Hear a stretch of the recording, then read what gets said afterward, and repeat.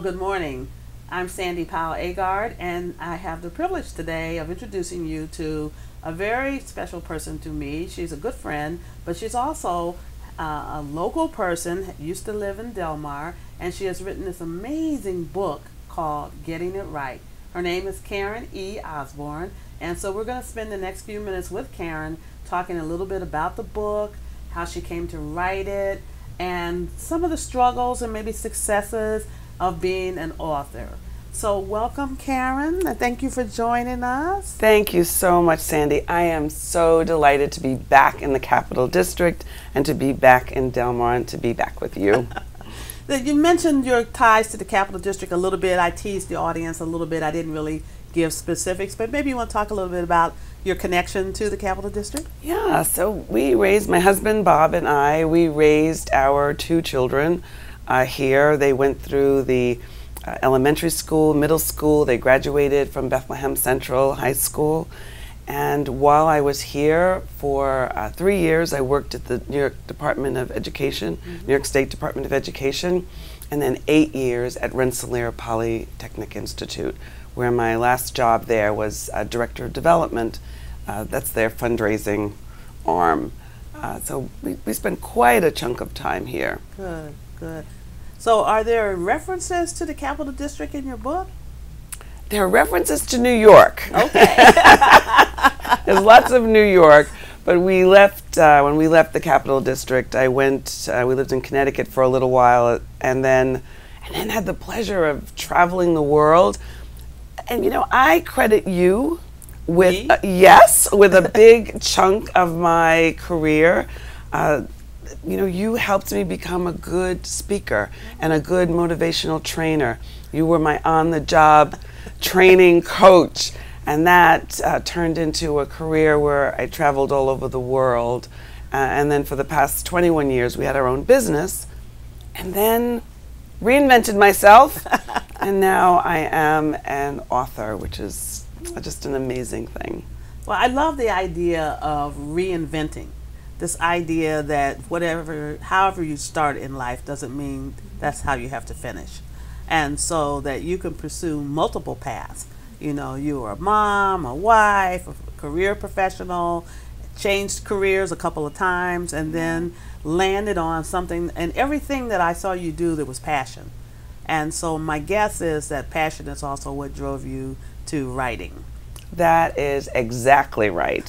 When I was 12 years old, I wrote my first short story. Oh, wait a minute, 12? 12 years old. Okay, I have to hear the story of that. I have to hear the story of that. And it was, you know, I would have all these characters in my head, and I sat down and wrote a short story, and I had my friends read it, and they were very uninterested and unimpressed. But then I started, so this is how I became a liar. Oh, no, no. Because then I would just tell them the stories as if they happened to me. Ah. And then I would have rapt audiences. They would sit and listen to all my stories. And then they'd find out, of course, they weren't true, and then I'd be in a lot of trouble. But yes, I started writing at 12 years old, and I wasn't able to get back to it until career and family gave me some room. Yeah, and experience to write about. That's true. Yeah, because what I hear, I'm not a writer, is that authors do best when they write from things that they know about, and or that they have passion about. And so you're a passionate person, you've lived a wonderful life, so I'm sure you have good things to write about. So I read this book, and it is a page turner. And when people have said to me, well, what's the book about? I have trouble in like one sentence saying what the book is about, because it's about a lot of things. And I'm an avid reader, and I used to love the Sidney Sheldon and I think his name is Robert Saunders books, where they start on the first page, and whatever happens right there on the first page, and then the whole rest of the book is the police and everybody else trying to figure out what you know as the reader. And so it pulls you in. And I had the same experience, that the book pulled me in. Even though it wasn't a murder mystery, I don't want to equate it that way. But So if you were to describe the genre, like if I went to the Bethlehem Library, which by the way is carrying this book, so if you have a library card, come on over to the Bethlehem Library because you can get the book here. But usually they'll say, well, what genre is it? Because that's how the books tend to be classified. I could say, well, it's fiction.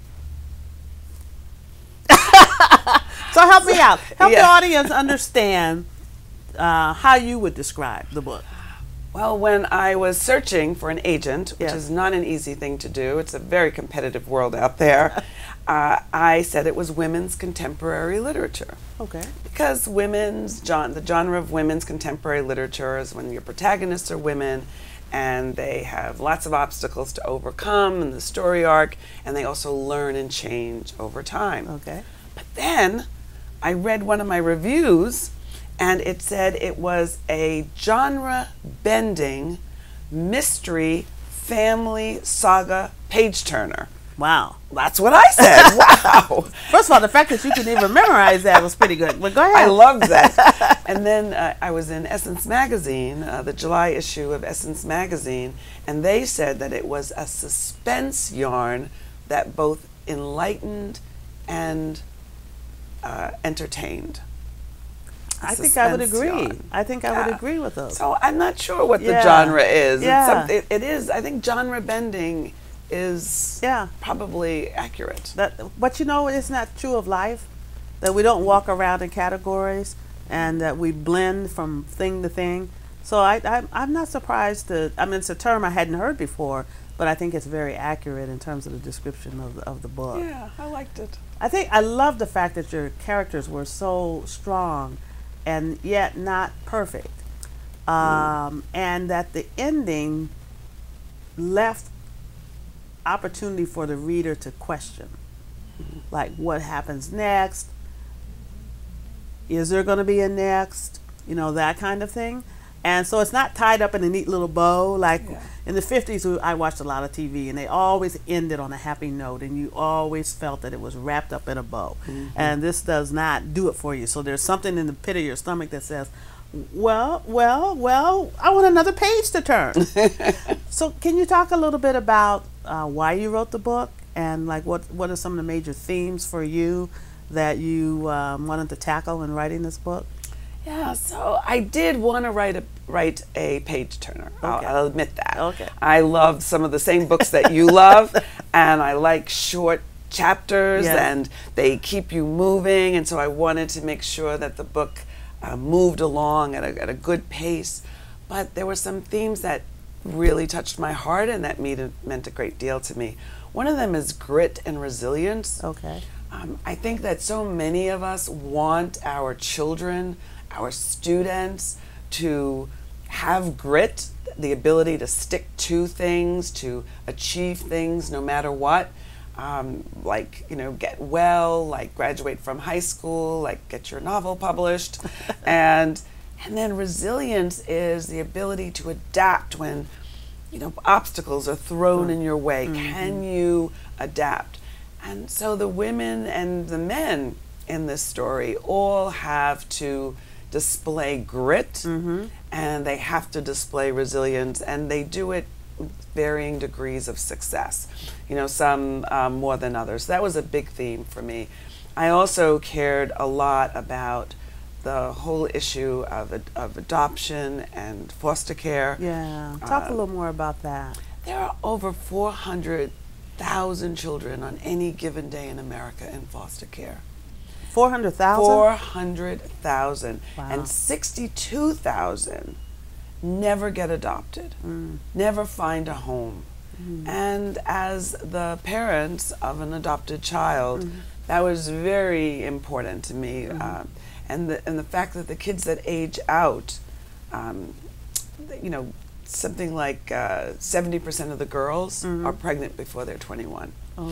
So Kara, in getting it right, she, although had a tough time, she's one of the lucky ones. Only 3% go to college. And Kara managed to get to college. She had grit and resilience in spite of, excuse me, in spite of all the things that happened to her. Another big theme for me is 58,000 children a year are sexually abused. Wow. I didn't want to write a book about sexual abuse. I didn't want to write a book about the foster care system. But I wanted my characters to tell their story so that it would get people thinking while enlightening and entertaining. Yes. Yeah. I think the book does a good job of doing that. It, for me, my mother was adopted, and unfortunately, there were some aspects of the adoption that didn't work out very well. So she ended up abused and in foster care system. Usually, it's the other way around. People get adopted out, and she ended up in. And for her, it was a good experience. The foster care, it saved her from a bad situation, and she ended up in a good family, a good home. But it was in the back of my mind. It didn't come forward until I read some of the things in the book that made me think, wow, what must her experience have been having gone through those systems like that. And so so that touched me in a very personal way too. But it's really wonderful. I'm really, yesterday we had this wonderful opportunity at the book house over at Stuyvesant Plaza. We were able to do a book signing with Karen, and terrific turnout. A lot of interest from the audience. We sold out every book they had, and they're ordering more. So we're really excited about that. But the questions that came up, people showed the same kind of interest. And some people have read the book, but like most of the audience today, will not have read it. But I noticed that you talked a little bit when we were preparing for this about the importance of book clubs and how book clubs really help an author get their message out. Do you recommend that that this book be a discussion factor at book clubs? Yes, I had the pleasure of being invited to a couple of book clubs where the club has read the book. My publisher got it to the book clubs early because the book came out June 6th, but they were able to receive advanced copies. Oh, nice. And so the first book club read it, and that was such a cool experience because you're sitting in a room where it was like they were arguing about their family members. They were having this, it was like their girlfriends. They were discussing, well, why would she do that? And I thought, well, I'm right here. I'm happy to tell you what I was thinking. But actually, I stayed quiet. Wow. Because it was so much fun listening to them. And at one point, one of the women said, well, I don't understand how she was with that man. And I was about to say something, and another reader said, you have to understand her past. Did you not understand what she has? And it was a beautiful thing. Nice. And I think that book clubs will find the book not only enjoyable to read, but they'll get rich discussions in their book clubs about lots and lots of things.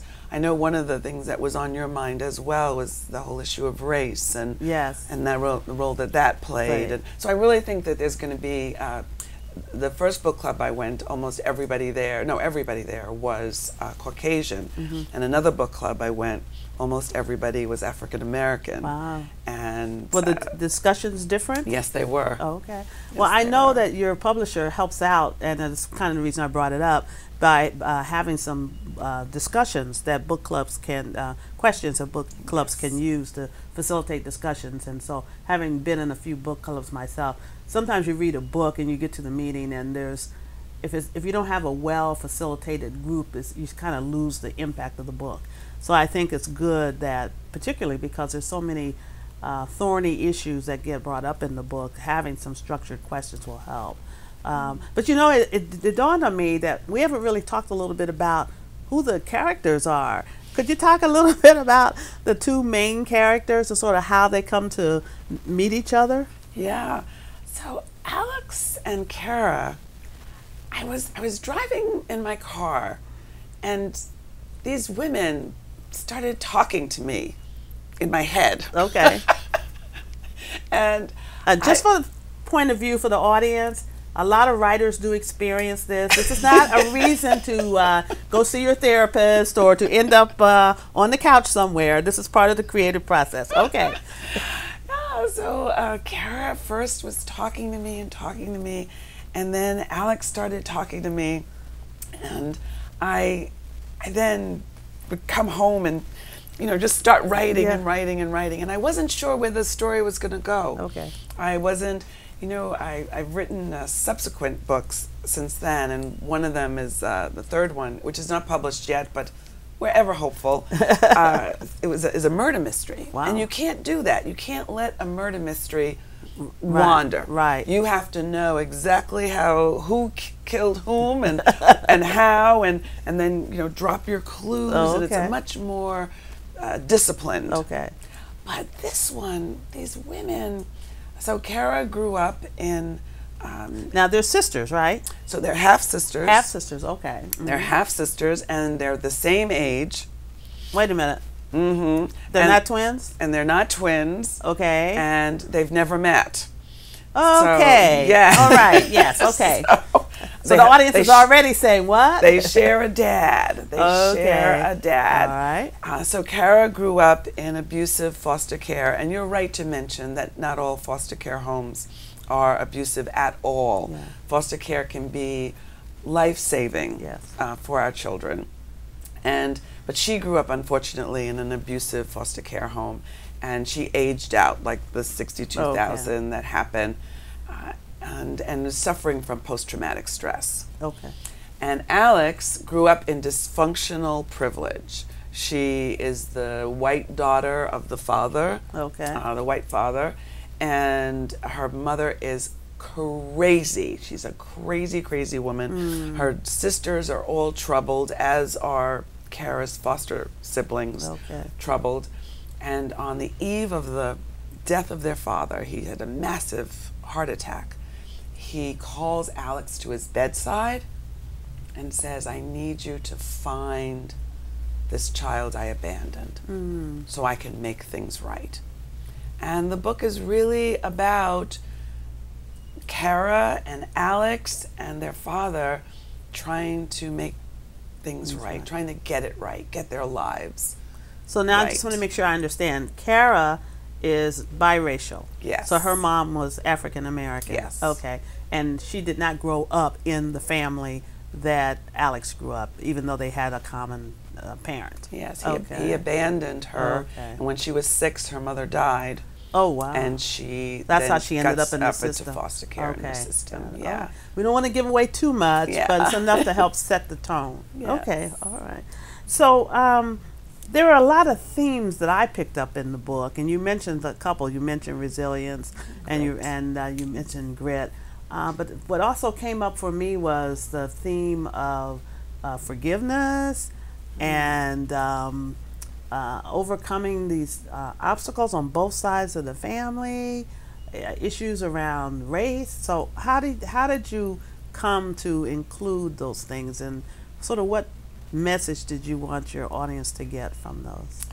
Yeah, so the parallel lives of Alex and Kara. Okay. And so Kara is growing up in a black environment, and Alex is growing up in a white environment, but they have so much in common. They have and they find out how much they have in common. And isn't that the way of the world today? Oh yeah. Where and Kara is mixed race. Her siblings, her foster siblings, are not, as far as we know. I mean, with Ancestry.com, people are finding out all kinds of things about their background that they didn't know, and surprise us. And we know in America, we're going to be a majority-minority nation. Yeah. In the next 20 years, there's not going to be any one race that has a majority. So having a nice mix of showing we've got so much in common, and we can come together, but again, doing it in a non-preachy, Right. Because they had issues of class that would have separated them, as well as potentially race. And so, but what they were able to do was to come together around the common areas. Yes. Okay. The common things. Okay. That 30-year-old women, they're 30 years old, these young women. Yeah. So I just want to talk to you a little bit about the structure of writing a little bit. I know by profession you're a speaker, you're a public speaker, and you're a great storyteller. So why did you decide to write rather than to speak? You know, you could have gone on the road and told these stories and not have written a book. I have wanted to be a writer all my life. When I was 16 years old and graduated from high school in the Bronx, if you find my Vanda Childs High School yearbook, underneath it says ambition, it says writer. Wow. And writing, you know, my dad was, people are complex. Yes. So I am myself an incest survivor. Wow. And my father was the perpetrator, but he also taught me to love books, and he taught me to love writing, and I spent, you know, we're in the library here today. I spent every single week in the library.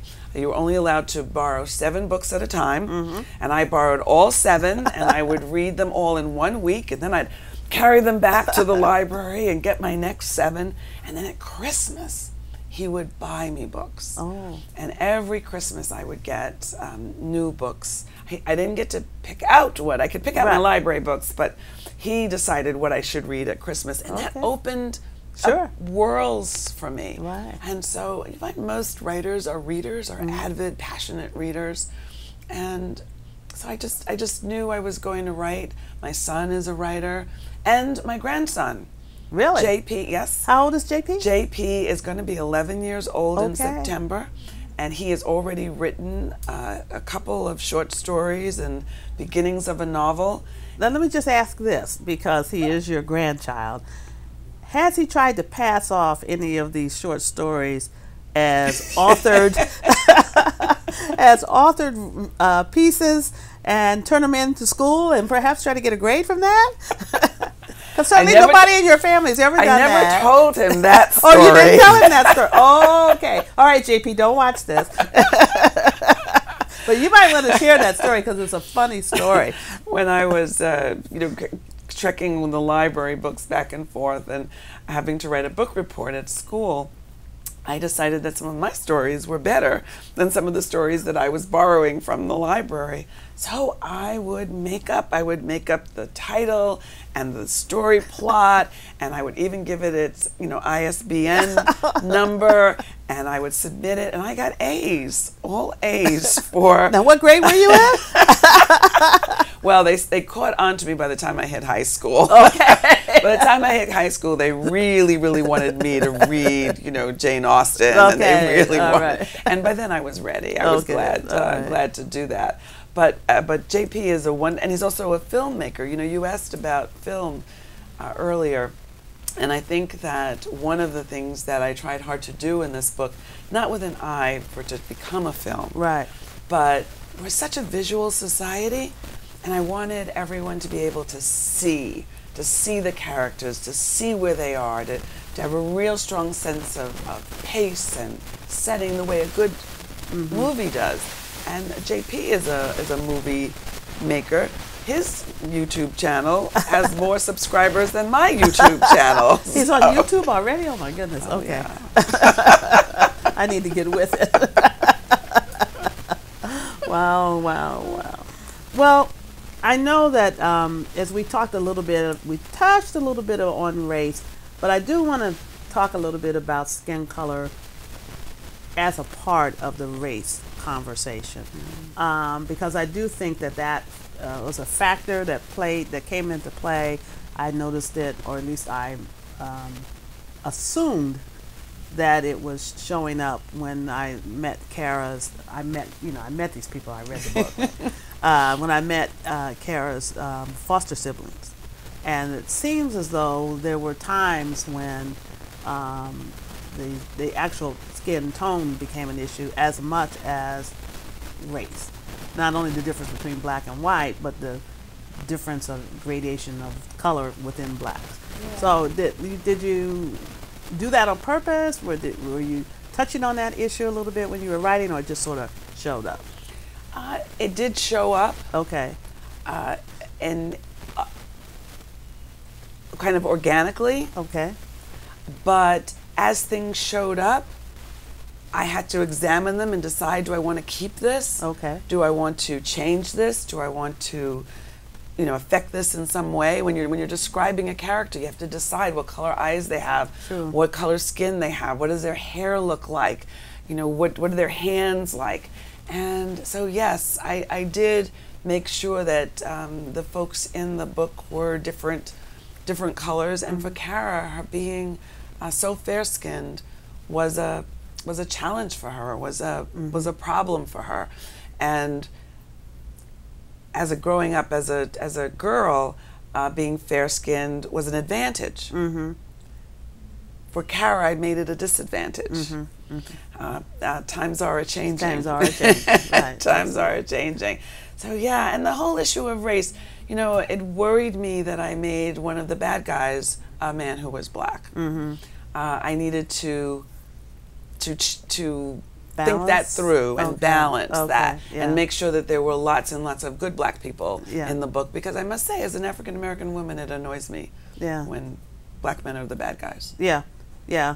It is unfortunate that we've, as a society, have sort of fallen into that stereotype. Well, we're starting to get a little close on time, so I'm going to ask one quick question, and I do want the audience to know where they can access and how they can get in touch with you, and also how they can access the book themselves. We end, the book sort of ends with the bad guy dying. The main bad guy dies. Was that his ultimate punishment, or did you take him out of the picture because he needed to not be there so that others could move on? He needed to not be there. Okay. He needed to, we needed to move him out of the picture. Okay. Because we needed to give Kara an opportunity to heal and grow. Okay. And yeah. Okay. So maybe we should tell our audience how we can Sure. get in. Well, I think people will now want to say, well, how do I get in touch? Or people may be saying, I remember Karen. I haven't seen her in years. So let's tell them how they can get in touch with you. And I do want to also let everybody know that the book is available not only at the Bethlehem Public Library, but it's also available at the Book House in Stuyvesant Plaza. And that will be starting next Tuesday, and also at Barnes & Noble. And you can reach me. My website is KarenEOsborne.com. Okay. And I tweet every morning. I'm at Karen E. Osborne on Twitter. Please don't say you tweet every morning. I do tweet every morning. There's somebody else that tweets every morning, and it's not good. Okay. Oh no, I'm not like that. Okay. And you can find me also at writerKarenEOsborne.com. Writer Karen E. Osborne. So I believe there's a slide up now that shows that information. And I'll say it on behalf of Karen. Not only is it a good idea to read the book, but she needs feedback. She likes feedback. This is how she gets better and better. And also it's how publishers, as it turns out, pay attention to feedback. So if you would like to write notes or comments or compliments, that really does help the book. So we do appreciate your tuning in. We thank you for your time, and we ask that you will tune in again for future interviews. Thank you.